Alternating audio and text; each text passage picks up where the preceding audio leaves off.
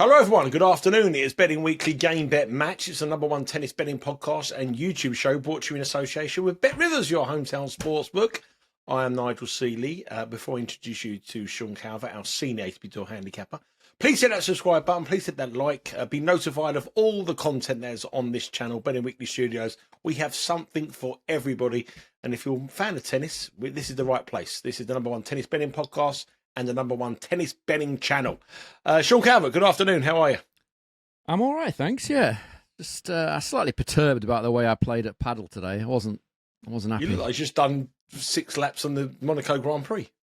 No, I don't go to the Monaco Grand Prix, mate. It's too expensive. I mean, look, you've driven in it. You've not just been there. You've driven. You've driven just like. I look like I look like an F1 racing driver. You I'll look take like that. no, I look like you. Not you look like the tester. You know, the guy who goes in and does I'll take all the that laps. as well.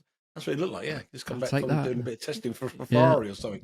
Well, how was the new engine? Good. Well, it was a little bit, it was a bit up and down. I wasn't happy with it, to be honest. I've still got the merch on. That's what you're referring to, isn't it? I've still got the. Listen, I know you spent. I know it's €49, and I know for you to spend 49, you're going to wear that for a very, very. You're going to get the most out of that €49. Well, you're right in that assumption, yes. But obviously, we're still in Rome. We're still talking about Rome, so it's. I've got the little Rome T-shirt on as well here, so I'm properly on brand today. Is that an Armani one as well? No, this is the Jomar one that they did in the other place. I'm not spending $48 on a cap and $68 on a T-shirt. I was going to say, if you won the lottery or something, that's coming, wouldn't it? No, let's not be silly. I'm not going over the €100 mark for merch. That's for sure. No, it's a slightly cheaper one, as you can probably imagine. Now I'm a little bit perturbed. I didn't play very well at paddle today. I won the tournament on Monday, and today, pretty awful. I have to say, pretty awful. I have a go at these tennis players for putting in shocking performances, so I think it's only fair that I castigate myself for not playing particularly well today. Other than that, I'm all right, yeah. That is good. Going out playing paddle, it's fantastic. I've had the internet problems. I've had to deal with workmen. I've had to deal with all kinds of stuff. Anyway, we are recording this show because there are some matches tomorrow. We only know 2 matches so far in the quarterfinals for Thursday in Rome. We have to record them, obviously, because we want to give you some bets and give you some information. If you follow Sean's tips today, they're available on the Instagram account. So if we didn't do this podcast, we would have put on the YouTube channel. Why don't you do this every day? Why don't you say, well, it's 3 days a week? And this kind of tournaments, we find it really hard in the second week. But there is always content on Instagram and on social media. So or if you want to follow us on our socials, Because We Win. There's about 2,500 people who watch these shows, every single show we do. And we've only got 1,500 followers on social media. So why moan? Go and follow us. There's a solution. Because We Win. There is always a solution. There's a solution. And it's a very easy solution, I might say. Just go onto your Instagram and, press the follow button. That you're done then, aren't you?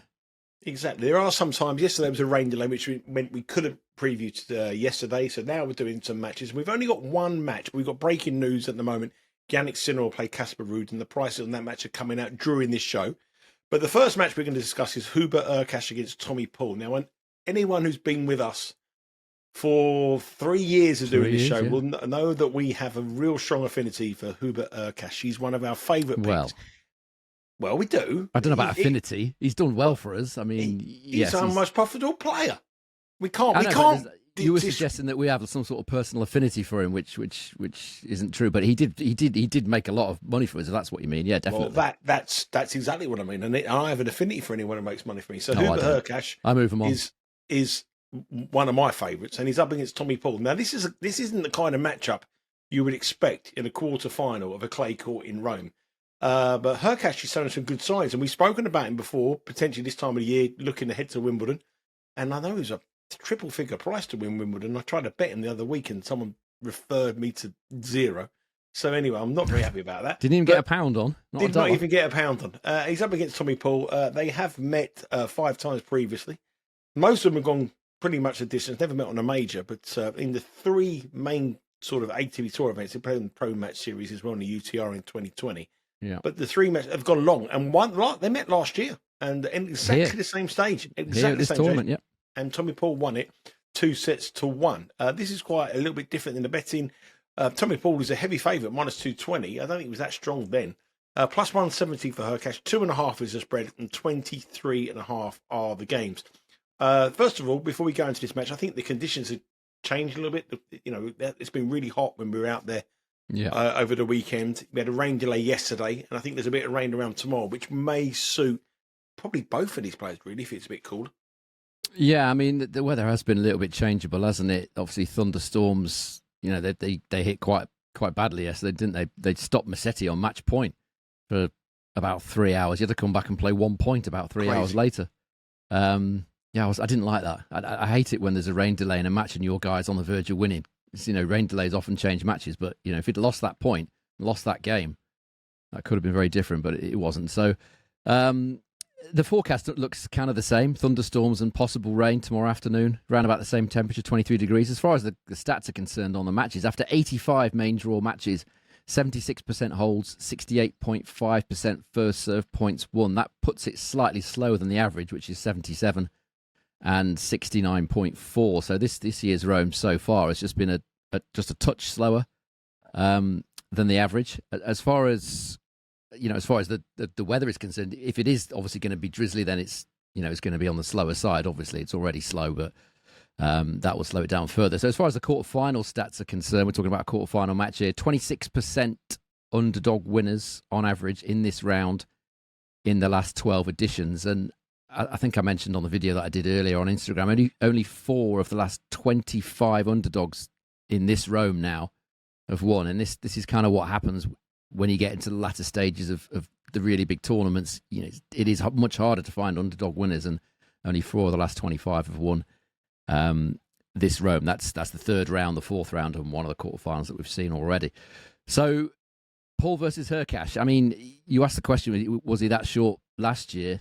He wasn't even favourite last year. He was. Yeah, I mean, this is a repeat of the exact same match from 12 months ago. Paul won it as a plus 141. Underdog was the price that he was priced up at this time last year. Now he's around about, it was minus 217, 1.46 when I looked earlier. That's roughly what he is now as well, isn't it? Just shy of 1 to 2. And it's all because of the injuries and lack of matches that Hurkacz has had since he did his knee diving around on the grass at Wimbledon last year. He hasn't really had a consistent run of matches since then, really. If we look at what these guys have done so far this Rome, I mean, I can see why Tommy Paul's favourite. A lot of it is because of the fact that Hurkacz is really lacking matches. If we see what they've done in Rome, Tommy Paul so far, service points won and return points won, a total of 109 this tournament. Hurkacz 105, and the main difference, as you would probably expect with these two, is that Tommy Paul wins more points on return of serve. 42% of his return points Tommy Paul's winning, which is very healthy indeed. Hurkacz isn't doing bad, actually, 37%. And that's considering the fact that he played a big server in Jakub Mensik in the round just gone yesterday. I mean, Tommy Paul was fortunate for me that Alex de Minaur was dreadful. I don't know whether you saw the match last night, Paul against de Minaur. It was severely delayed because of the rain. He was terrible. I think he hit 49 unforced errors or something like that. 47 or 49 unforced errors. Alex de Minaur in 2 sets. I mean, I know it's clay. I know it was at night. I know it was slow. I understand all that, but still, it wasn't a great match. Certainly from de Minaur's point of view. I've started well, but he was awful overall. Hurkacz, from his point of view, was a little bit fortunate as well to get through this stage. Mensik double faulted to give him a match point in the final set tie break, which he took to win a predictably serve-dominated and quite tight affair. I did say the other day, actually, the other week, that Mensik was getting by and large on his first serve and winning tie breaks. At the time of when I said that, he was 8-0, and he lost 2 against Hurkacz yesterday. So it always turns around. You can't keep winning tie breaks and keep winning tie breaks all the time, whoever you are. So that's Mensik. But as far as these odds are concerned, minus 220, I mean, it's all based on recency.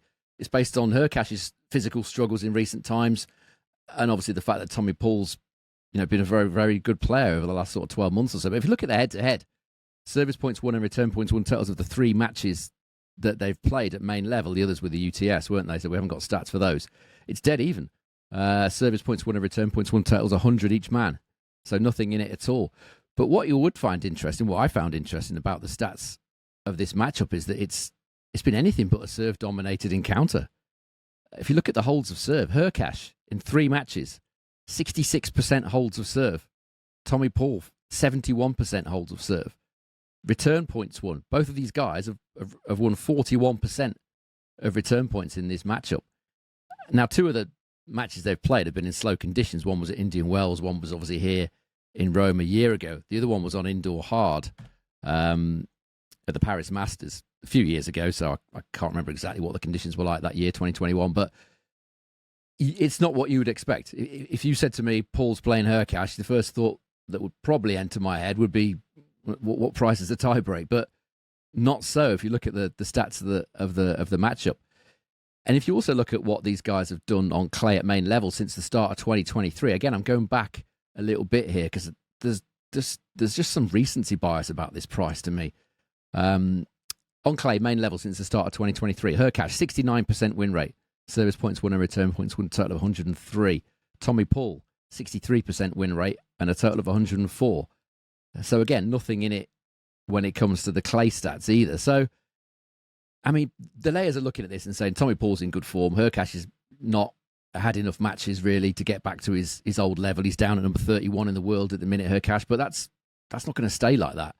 At some point, presumably over the grass swing, which is coming up, not too far away, he's going to start climbing those rankings again with that serve of his. So I couldn't possibly back Tommy Paul here at minus 220. He'll probably win it on the basis of where they are respectively in their games at the minute. Hurkacz, as I say, inching his way back to fitness. Tommy Paul playing reasonably well and, no injury issues. But if I was betting this, there's a couple that spring to mind. Hurkacz to win over 12.5 player games is plus money, plus 104 who bet Rivers. Or the over 2.5 sets, plus 128 who bet Rivers. It's been an extremely tight matchup, as I said. Service points won and return points won, totals are dead even.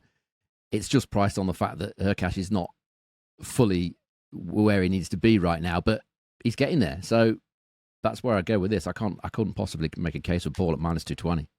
There's a couple of things I want to add. The 3 matches they played on the main tour have all cashed over 23.5 games, 30 games, 28 games, and 25 games. There's only been 1 tiebreak, as you said, so it isn't really the tiebreak angle. Probably isn't the way to go. But 3 of those sets have been over 10.5 sets, so they've either been 7-5 or 7-6, and over 10.5 is plus 160. So 3 of 7 makes that a little bit of value. Also, we're looking at Hurkacz, and I touched on it when we sort of introduced this match. Yeah, but we have bet him for majors before at big prices. Now this is a kind of time where I like watching players who are doing well. Alex de Minaur obviously didn't play well last night, but he's had a brilliant clay court season, so I'm looking at him for Wimbledon. Hurkacz under the radar completely. Bet Rivers 100-1 to win Wimbledon. He wins his match in the semi-finals of Rome. Suddenly he's a 33-1 shot. Do you think that could be a little bit of a way to go for some bettors watching this? Yes, I wouldn't put anybody off that. I mean, if you go back 12 months, I can't imagine Hurkacz was 100-1 to win Wimbledon. I don't have the records to hand, but I would imagine he would have been, 33, 25? Something like that. I think we bet him the year before at 50s and he got beaten in round 1, didn't he? He lost to Davidovich Fokina, if I can say it properly. I think in round 1. He certainly lost to him in round 1 of one of the majors. I think it might have been Wimbledon, yeah. I think I bet him last year, actually, and he on the outrights, and he injured himself. I'm pretty sure it was against Artur Fils. And he carried on, didn't he? He carried on right to the end of the match. And I'm pretty sure I was there that day. That's why I remember this. I was at Wimbledon that day, and he dived for a volley, having already injured his knee, and obviously predictably injured himself again. And he actually retired, I think, on match point, if I remember rightly, because it cost me. It turned a bet that I'd had on Fils into a void because he walked to the net with 1 point to go. If it had just stayed there and let Fils just serve it down, it would have won. But he retired with on match point for some bizarre reason. But yes, you're right. He knew you were on. He knew you were on. He must have done. I mean, I was stood there as well. He probably thought, hey, let's have a bit of a laugh with him here. Yes, but the point you're making is a good one, I think, because if he wins, not even if he doesn't win this match, I don't know whether he's playing Geneva or Hamburg next week. I wouldn't be too worried about that at all. I wouldn't be too worried about what he does at the French as long as it's not disastrous. if he goes to Stuttgart, which I'm sure he probably will, and wins there or gets to the final, like you say, his odds are coming tumbling down. Same with Berrettini, who's 33-40 to 1, something like that. He's got fitness issues as well. But yes, the point you're making, if these big serving guys do well on a surface they're not that well suited to, it's a good pointer for the grass season to come. Yeah. We have one other quarterfinal, and as of yet, while we're live here, we know the match, but there's no odds from Bet Rivers.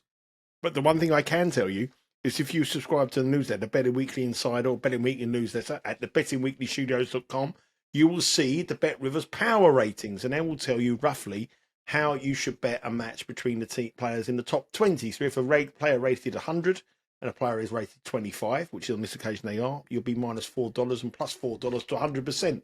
And that's how we think the market will shape up here between Jannik Sinner and Casper Ruud. I think to 100%, it will be minus $4 and plus 400, and then obviously to build a bit of margin in, and they're the kind of odds you will see here in this match. Casper Ruud has come through against Jan Munar today fairly easily. I thought he might be a little bit exhausted, but he's doing okay. We thought he was injured coming this tournament. He's done all right, but he's now up against Jannik Sinner. Jannik Sinner's had 3 months off. Absolute breeze in the park. Hasn't dropped the set yet, despite not looking that great. I don't think he's lost a match this year, is he? Jannik Sinner, the Australian Open won it, then Rome. I mean, he's just it's sensational. I don't recall. I can't remember him losing a match. He's come back. He's absolutely on fire. He's 4-0 against Casper Ruud. He's won every single set they've ever played. Ruud has never taken a set off him. And in 2024, they played twice. Masters Cup, 6-1, 6-2 in the semi-finals. Exhibition match in Kooyong, 6-2, 6-3. Vienna twice before that, 7-5, 6-1 and 7-6, 6-2. He's covered the handicap. He's covered the spread. I reckon this will be around about a 4.5 handicap. Any chance of Casper Ruud here? You wouldn't have thought so. I mean, I've only got 3 matches here. You're saying they played in Kooyong as well. That's on outdoor hard, isn't it? Yeah, he won 6-2, 6-3 on an outdoor hard event. Yeah, it's exhibition, but yeah, that's start of the year in Australia, isn't it? No, I'm not a massive fan of Casper Ruud. I have to say, I thought he was fortunate to win Madrid. Draper should probably have won that. But he ran out of gas. He also failed to serve out the first set. If he'd have served out that first set, I don't think Casper Ruud's winning that match. Draper ran out of energy there. Fortunate here as well. I mean, he dropped a set to Bublik in the first round. Bublik was all over him. Berrettini got injured. He only played 1 set, and then obviously Munar, not the toughest of draws. Munar's not been playing that well on clay. I watched Munar's first match, actually. He should have lost that. He should have lost it. I forget who he was playing. It's the Chilean, Barrios Vera, I think it was. It was on those courts 1 and 2, whereas if you're sat behind, you can watch both court 1 and court 2, and he should have lost that. Barrios Vera just got cramp right at the end, allowed Munar to win that. So he's not had a particularly difficult passage through to this section, Casper Ruud. I mean, for me, this is all about what Casper Ruud does or doesn't do against the best players in the world, which obviously Sinner is very much one, if not the best of those. If you look at what Casper Ruud's done against the best, he's won 6 of his 25 matches against top 5 ranked opponents in his career. Now, I've taken that down further to matches that just feature Ruud against Alcaraz, Djokovic and Sinner. I would say those are the 3 best players of recent times. Obviously, Nadal's retired and whatever, but those 3. And he's played 14, he's lost 12, and his service points won and return points won total is 89. That's on all surfaces. You might say, oh, well, this is clay. This is his best chance. Yeah, it probably is. But on clay only against those players, he's won 1 out of 5. The one I think was against Djokovic in Monte Carlo, where Djokovic never does well. And his service points won and return points won total is 88, which is 1 fewer than it is on all surfaces. So there's just that massive question mark for me. I mean, Ruud is obviously a very good player, but he's not top 2 or 3 material. That's the reality, which makes this extremely difficult to bet. The head-to-head is kind of it's relevant, but it's not massively relevant because they're all on indoor hard, where you would certainly expect Sinner to have a sizable advantage against someone like Ruud, who doesn't like it that quick, does like the clay, likes that extra time. But just for the record, the head-to-head on those 3 main-level matches that they've played, 116 to 84 in terms of service points won and return points won totals in favour of Jannik Sinner. So on indoor hard, as you would expect, very, very dominant wins for Jannik Sinner. If we just take the last 12 months statistics on clay, both these guys at main level, Sinner 89% win rate, service points won and return points won, total of 111. Ruud, very good win rate, 82%. Service points won and return points won, total is 105, which is good, but it's not right up there. And Sinner's winning 45% of his return points, so it's going to be a difficult. However you look at this, it's going to be difficult for Casper Ruud. The only crumb of comfort I could perhaps offer to Ruud fans or bettors is the fact that Sinner doesn't look fully fit either. He's got some sort of foot issue. I think his right foot that was bandaged up in the match against Cerundolo. Took a medical time out against Cerundolo yesterday. I don't know what exactly is the issue with it. It's obviously some sort of problem. If that's maybe got slightly worse or whatever, then that's potentially an angle if you're looking at Ruud. But, he's played an awful lot of tennis, Casper Ruud. Awful lot of tennis. The record isn't good for players that have won Madrid or got to the final of Madrid, coming to Rome and trying to back that up. He's done pretty well, but as I say, he's had a little bit of luck getting there. I mean, in short, if Cerundolo can't take a set off Sinner, which I expected him to do, and he very nearly did. He was a couple of points away, Cerundolo.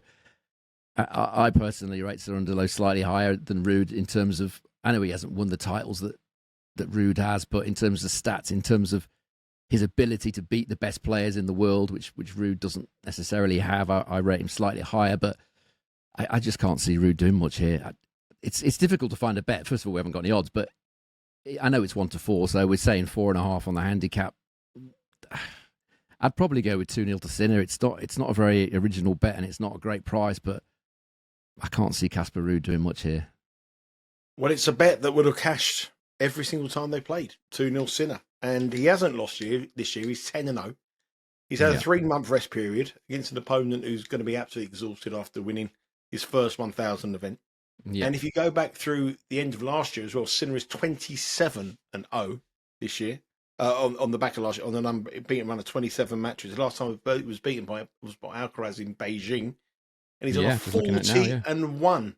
It's a 40 winning run and 1 loss. And that was against Rublev back in Montreal. So these are numbers that are as good as Federer's, Djokovic's, and all those players back in the day. Probably even better for some of them. He's a dominant force in the game, and he's probably going to win easy. 2 sets to love will be the lean. There will be some prices with Bet Rivers. Head across to the Bet Rivers website. But at this moment in time, recording, Ruud has just finished, so there's no odds there. And we're waiting for those odds to go. We've also got Musetti in action. Hopefully he can get through to the quarterfinals tomorrow as well. One of our future picks, semi-finals tomorrow. He's in the quarterfinal action today, so hopefully we get through there. 2 quarterfinals tomorrow. We have previews there. Also, there's loads of action as well. Betting Weekly Premier League tomorrow. Myself, Steve, James Hitz. Start again. Premier League tomorrow with myself, Jack Wright, and Dan Roebuck. And then we'll have Betting Weekly Extra Time looking at European football as the season comes to an end with James Eastham. We have Steve Wiss and Dan Roebuck as well. Every day, Monday through to Friday, a Betting Weekly Hardball with Adam the Ball, Doug Kazarian, and Doug Kazarian and his gang on Betting Weekly Fast Break as well at 3 o'clock Eastern Time. It's 2 o'clock and 3 o'clock Eastern Time every day, Monday through to Friday. And every day, Monday through to Wednesday, Betting Weekly Tennis Live. Lots of in-play action coming away. And I'll be on later on. I don't think this will be live, but I'll be on later on today. But tomorrow, next week, there'll be action as well on that as well. Finally, I said it at the top of the show. Make sure you subscribe to the newsletter. There's exclusive picks there. Lots of exclusive picks there. There's a pick tonight on the Zverev match, which isn't on this show. There is exclusive power ratings that will help you determine how we price up matches and sort of educational stuff as well. So it's really, really important that you subscribe to them. Make sure you get that. It's for free. BettingWeeklyStudios.com is where you have to go, and you will get our Monday newsletter and our Friday Insider with picks from all the team here. Okay, that is it for today. It was a little bit of a whirl. We only have one match officially to have a bet on, and we haven't got an official play, have we? No official play. No, there's no official play today. As I said, it becomes extremely difficult to find value winners as these Masters and big tournaments go on. Lean on the HurCash match there. Slight lean towards HurCash in terms of how the odds are. But it's not strong enough to make it an official play, in all honesty, no. keep an eye on Hurkacz to Wimbledon 100 on my Bet Rivers. I think that's going to contract over the next few days. And keep an eye on Sean Calvert's head, because I've got to believe he's not going to spend €49 on something and not have that hat on. What's the spread? How many days we're going to have to spread? I think. Well, if this is the last Rome show, I probably won't wear it until next Rome. Well, I say that I probably won't wear it on the show. I probably will wear it at the tournaments and stuff. Yeah, we'll see. Got to get value. That's it. You've got to get that's what the whole method of this show is. It doesn't matter if it's betting or buying hats at the Foro Italica. It's about getting value. And hopefully we got some value here. Enjoy the show. As I said, please subscribe. Thanks for watching. Take care. And we'll see you again, hopefully one more time before this week ends, looking at the latter stages. And hopefully my City gets through our future pick as well. Take care. Good luck, Sean, for your bets. And we'll beat you all again very soon. Take care.